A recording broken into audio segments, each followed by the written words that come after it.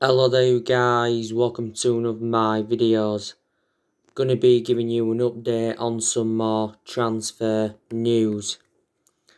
So according to Gazzetta dello Sport, Manchester United are set to challenge Liverpool for Renato Sanches. Now there's some reports circulating out in the media saying that Liverpool have an agreement in place for Renato Sanches. And I think it says a fee of around £18 million has been agreed. But some reports are totally comparison, saying that Liverpool are not interested in Renato Sanches. Now he currently plays for Lille. Lille got him in August 2019, which was obviously last year.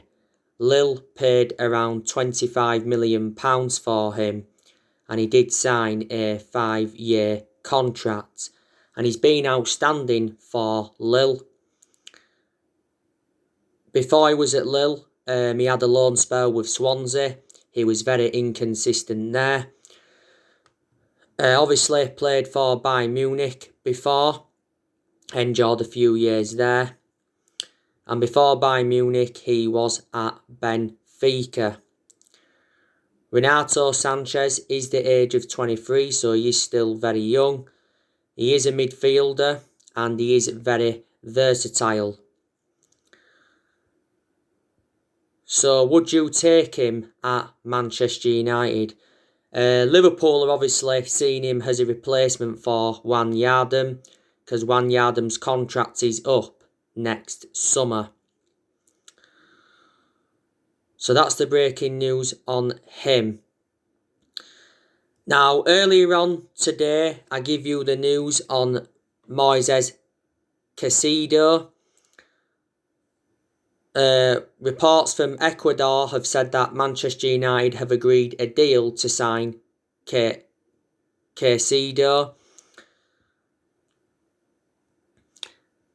Dario Extra said that negotiations are at an advanced stage for Caicedo.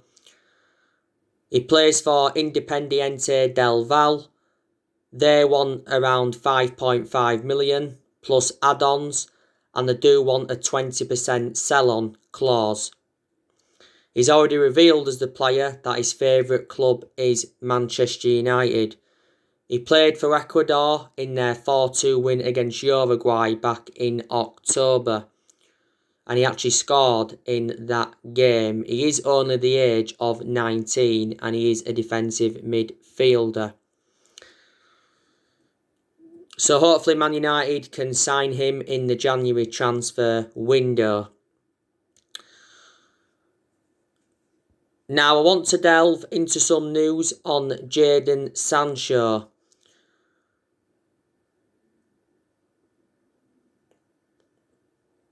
So, Manchester United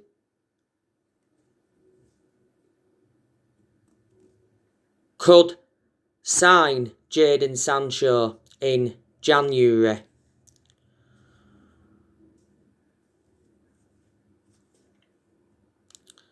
As you all know, Sancho has been banned from England.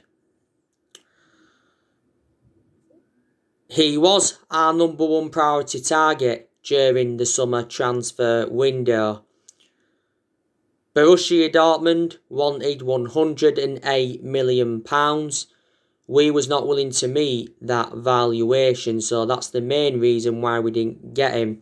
But it said a few times during the summer transfer window that, the personal terms had been agreed, the agent fees had been agreed, but we couldn't come to an agreement on an actual fee. And Sancho said a few times during the summer transfer window that he wanted to come to Manchester United, and a few times during the summer Fabrizio Romano was talking about the Jadon Sancho transfer saga. Bill's Christian Falk was also talking about it. But Michael Zorg and Sebastian Kell did say that Sancho would have remained at Borussia Dortmund. Dortmund said we had until the 10th of August to get the player on the board. Obviously, we failed to meet that deadline. The other week, Borussia Dortmund sacked Lucien Favre following their 5-1 hammering against Stuttgart. So, that's what I said to you, didn't I? Recent events at Dortmund could give us a boost in our pursuit of Sancho. Sancho made an admission earlier on this season saying that it has been hard. This is his 4th season at Borussia Dortmund. I think analysing the vast majority of his career at Dortmund, though, he's been very, very consistent. Dortmund only paid £8 million for him from Man City back in 2017. They got him for next to nothing. The main explanation he left Manchester City is because he didn't get assured any first-team opportunities. Sancho's got a contract with Dortmund, is it till 2023? Don't forget, we was willing to offer him that number 7 shirt. So that's the breaking news on Sancho. Earlier on today, I give you the news, didn't I, on David Alaba. He says that Manchester United have made a formal offer for David Alaba. Karl-Heinz Rummenigge, who is the Bayern Munich CEO, it says that he appears to have accepted that David Alaba will leave on a free transfer. Now, it does mention Manchester City have also made a formal offer. Chelsea, Madrid and Barcelona are also interested in him. David Alaba can play as a centre-half and a left-back.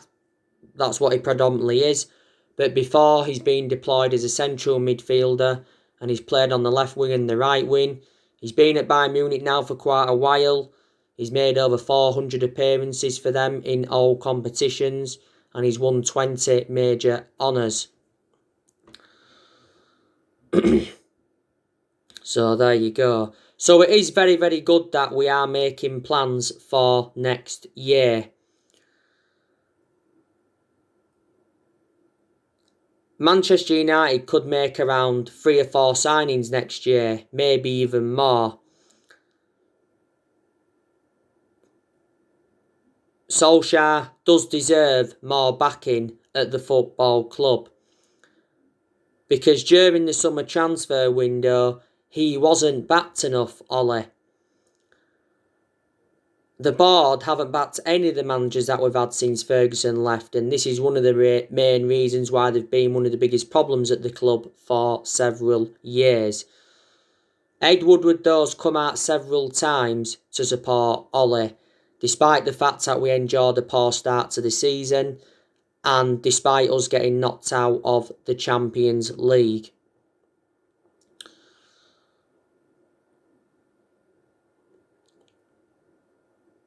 Ollie has spent over £200 million since he became Manchester United manager. In the summer of 2019, he brought Daniel James and Wan-Bissaka and Harry Maguire in. In January, he brought Bruno Fernandes in and Odion Ighalo in on loan. And in the summer transfer window of this year, he brought Donny van der Beek in, Alex Telles, Edison Cavani, Facundo Pellistri and Amad Diallo Traore. He should be joining the football club in January. He has received his Italian passport. Fabrizio Romano confirmed that. We got him on deadline day, didn't we, Amad Diallo Traore? I think we're going to get him for like €40 million if these add-ons included.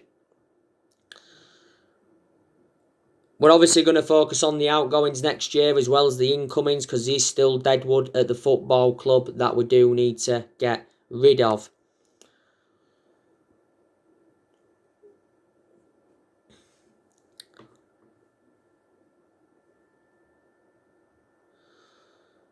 Now, Ole Gunnar Solskjaer has been Manchester United manager now for just over 2 years. Not so long ago, it was his 2-year anniversary at the club. Now, Solskjaer's priority he's leading the club to long-term success. And I have been saying stuff like, Solskjaer is not the right manager for Man United. And I have been saying stuff like, he is out of his depth.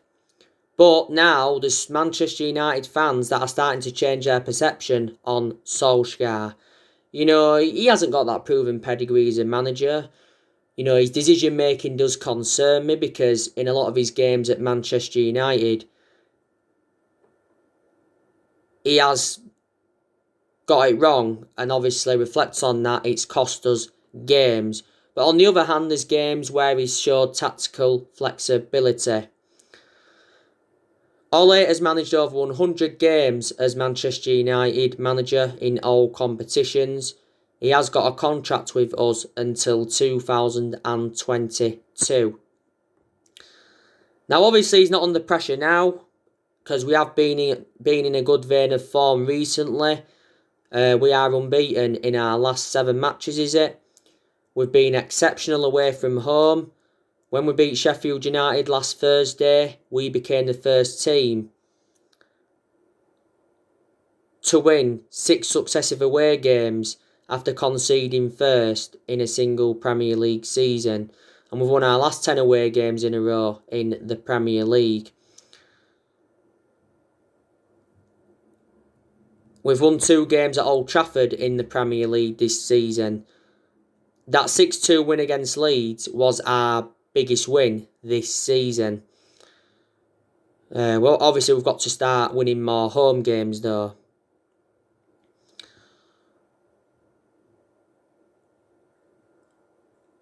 Now, we are third in the Premier League. That's good. Very, very good to our standards is third.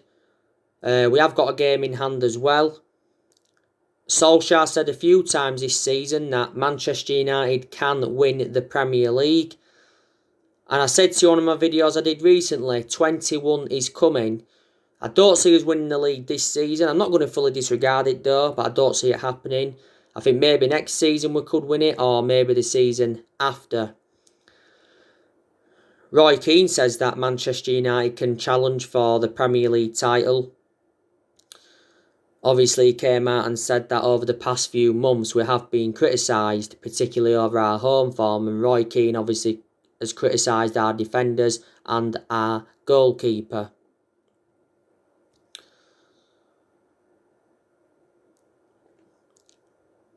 We haven't won the Premier League since 2013, so we haven't won it now for around 8 years.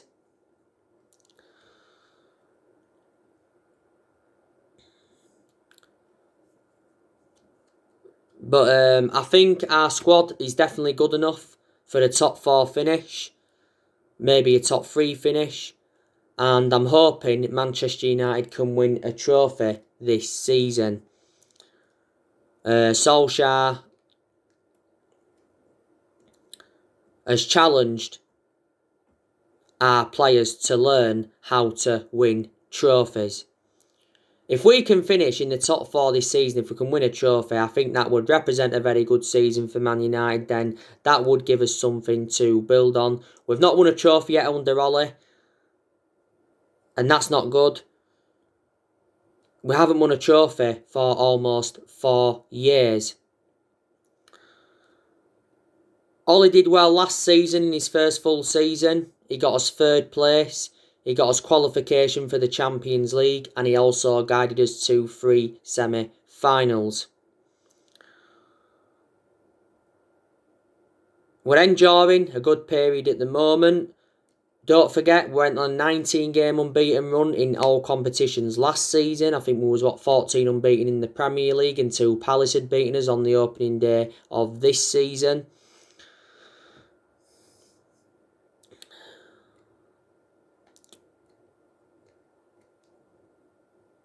Solskjaer is inheriting a squad that is worth, £800 million? Obviously, because a lot of players are still here from the Jose Mourinho era. There's only a couple of players here from the Louis van Gaal era. There's only one player here from the Moyes era, and there's only 2 players here from the Sir Alex Ferguson era.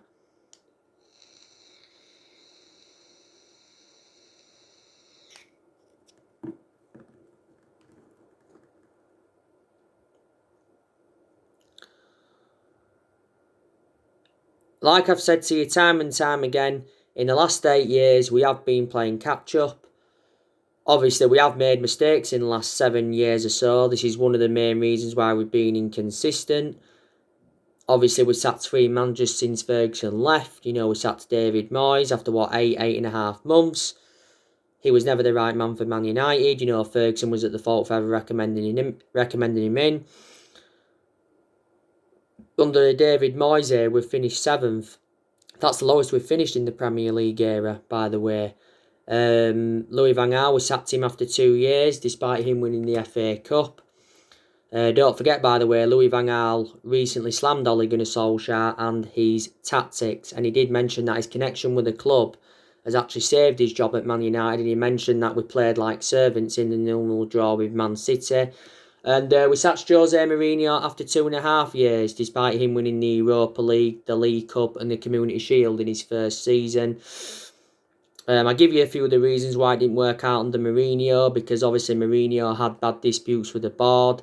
He had bad disputes with our top players. And Mourinho made it clear to our board in the summer of 2018 that he wanted a centre-half in and never got that centre-half in. And I did say to you, didn't I, during the summer, and that Solskjaer was facing the same problem, because Solskjaer said to our board, you know, during the summer he wanted a right winning, he wanted a centre-half. Obviously that never happened, so hopefully it can happen next year. Hopefully.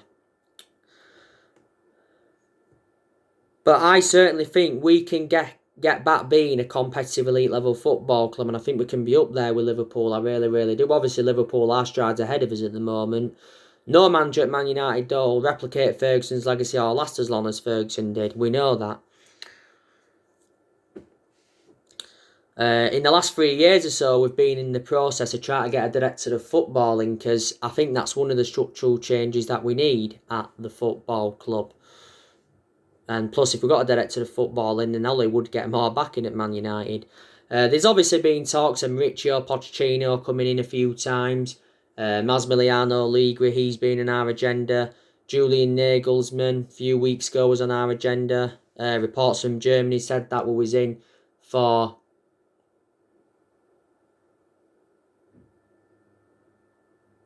Thomas Tuchel and that. But we haven't got the structure to keep sacking managers. Have we?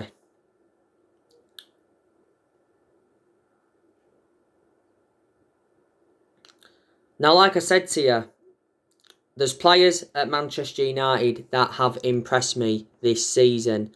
Marcus Rashford, he's really, really impressed me. Greenwood's impressed me recently. Edison Cavani's impressed me. He's enjoyed a fantastic start to his Man United career. Bruno Fernandes has obviously impressed me. He's our best player and he's the best signing we've made since the Sir Alex Ferguson era. I've also got to say that Fred's impressed me this season. To Paul Pogba's credit, he's impressed me recently. Luke Shaw's impressed me, but he's injured again now.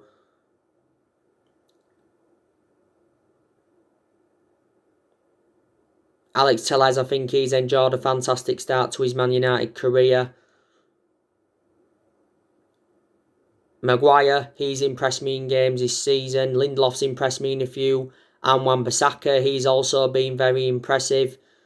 De Gea has impressed me in games this season. To Martial's credit, he's impressed me in the last couple of league games as well, because for the vast majority of this season he has been out of form. Juan Mata, he's impressed me in some of the games he's played in this season as well. And Dean Henson in the games he's played and he's done alright. So there is good players at Manchester United. There really, really is. So anyway, guys, that's everything to update you today. Drop your comments, likes below on the channel. If you do, consider subscribe as always, and take care. God bless. See you all again very, very soon.